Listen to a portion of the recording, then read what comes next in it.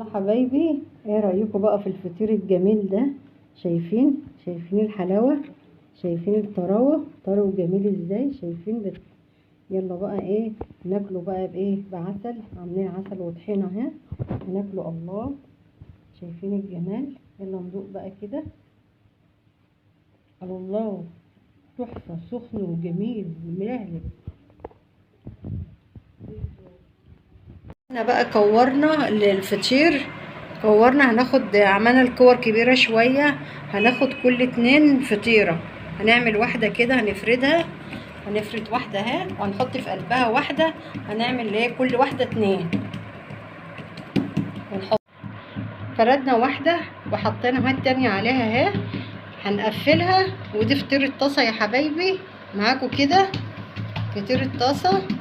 هي طبعا كلها سمنة، احنا بيضبك ايه، دي التقفيله الاخيره دي كلها سمنه اصلا.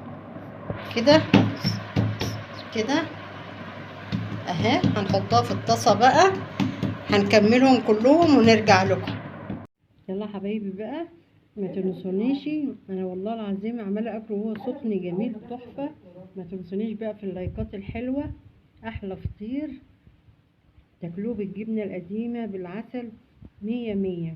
يلا لايك بقى واشتركوا عندي، واشوفكم في فيديو جديد ان شاء الله.